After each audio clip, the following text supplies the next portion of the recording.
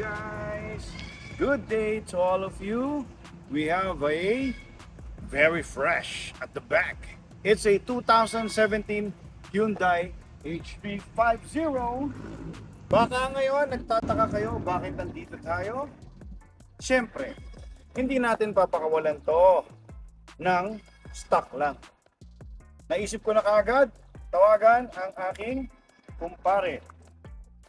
So, nakita niyo yung t-shirt ko, di ba? Atoy, katang isip. Ladies and gentlemen, we have a special guest, of course, di ba? Mr. Hoy, nandito ako! Yun! Nandito ako! Katang isip himself. Atoy Lave in the house. Yeah. Sumisilip na nga ako. Sabi ko, init-init. Ang tagal magkita ni JR. Ayun na, pakita natin pare. Tara. Papakita na lang natin yung Loob. gawa ni Atoy.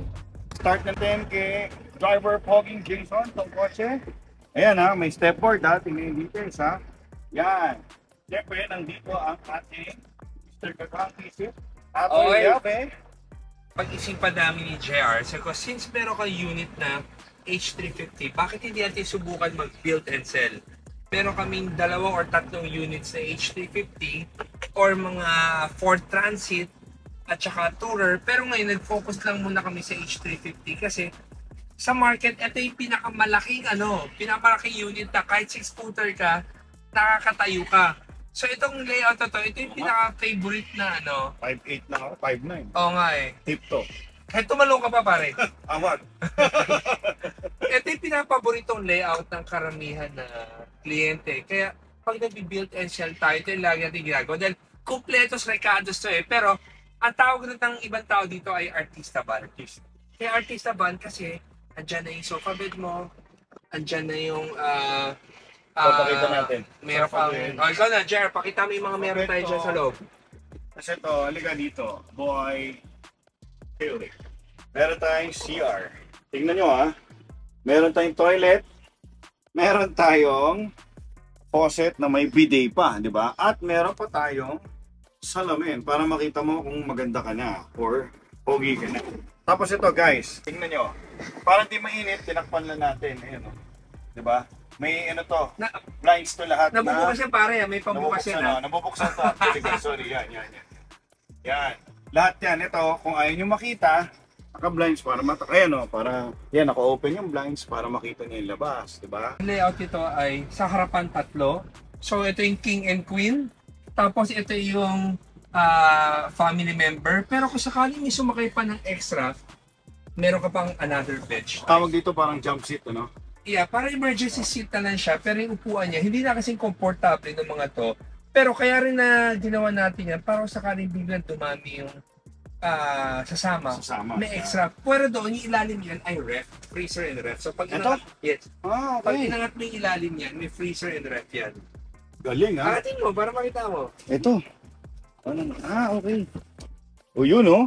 Nakikita nyo guys, nasisilip ba? So yan. Malinaw sa video? Kings na yan. Kings na Galing ha? ref yan. So ngayon naman, kung sakali naman gusto mong komportable na upo dito, i-atras mo naman siya. Nasagad. So pag natras mo siya sagad, ang luwag na ng legroom niya. So kahit matangkad ka pa, gusto mong upong naka-recline, pwede. Same thing as here.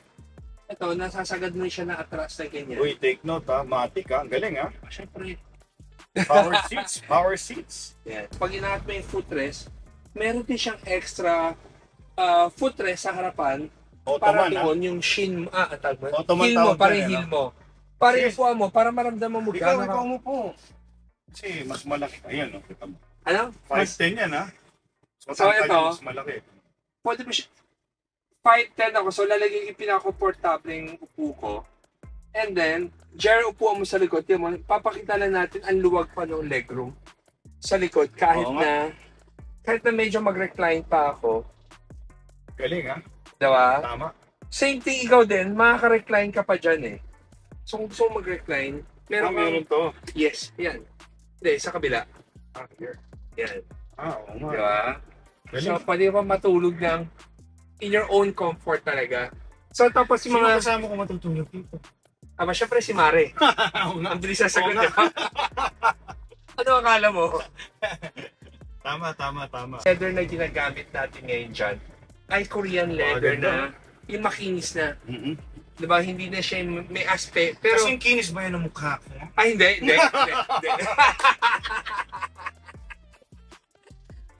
Ito yung example. Lakas ng tawa. Yung bagong tela ko ay parang kutis na ganito. Yun! Kutis puwet niyan, puwet ng baby. Yung lumang leather namin, ito ang kinis ng mukha. Joke lang ha. Mahal ko naman yung kumpare ko eh. Ito na isip mo ha, soft touch ha. Sosyal, parang kusina. So, pare, marami pa tayong pwedeng gawin dito. Kunyari, iba gusto nila ipalaminate yung mga accent na to. Lahat naman yan pwede. So, kaya lang tayo gumagawa ng ganitong layout kasi ito yung pinaka-safe. Baga sa kotse, ito yung OEM look. Start ako, hindi naman fiberglass yung ginagamit ko. Pero ngayon, as we improve, nag-evolve yan.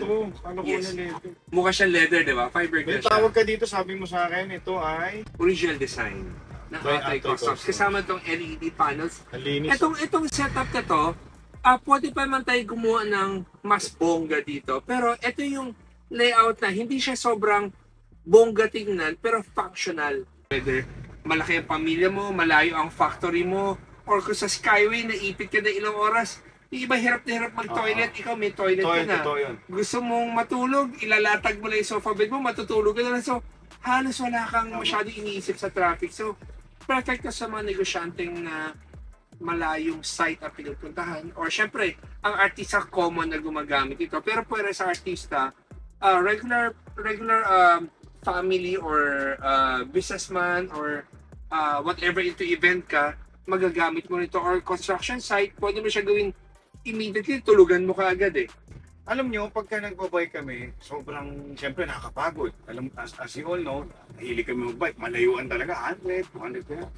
Pagpagod kami, pagsakay, ang sarap talaga, alam mo yung, eto nga, ayan eh, katawan ganito, pag alam mo, yan na, pagod ka, sa lahat, pati likod ha, tulog ka kaagad. Lahat ng foam namin ay molded by Eurotex foam. So, number one. Pagdating sa comfort, wala na akong gustong iyabang pa doon, dahil talagang, iba talaga ang Eurotex foam. So, Eurotex foam ay supplier sila ng mga OEM na local brand sa Manila. Imagine mo, hindi na mga mention ng brand.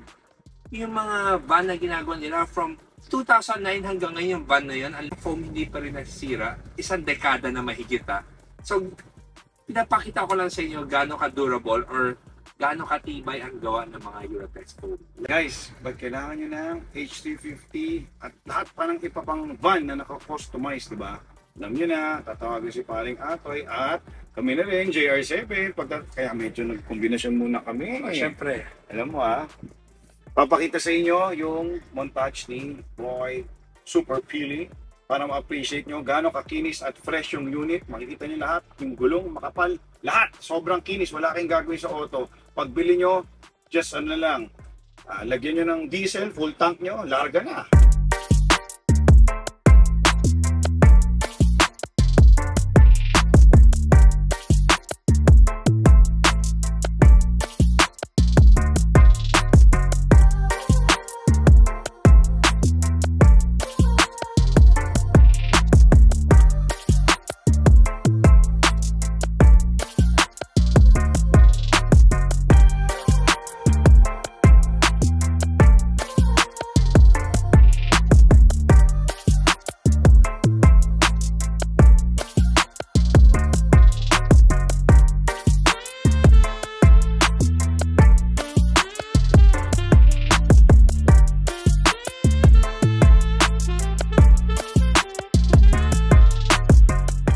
Nakita nyo na yung montage ha, napakaganda, di ba? Okay, basta ganito ginagawa namin ni Paring Atoy. Kumuha kami ng makikinis at magagandang van. At syempre, di namin to binibenta ng stock. Pagka gusto namin, pa-customize ka agad, wala nang iba. Syempre, kay Paring Atoy Customs, di ba? Eh, alam mo naman, pagka nagko-combine kami, nagiging super mama! Paguluto ni JR ha, hindi ko alam kung makakornihan kayo ha. Ano sasabihin mo? Lagi mo sinasabi. Guys, sabi ko every day is a blessing and always remember, Jesus loves you. God bless!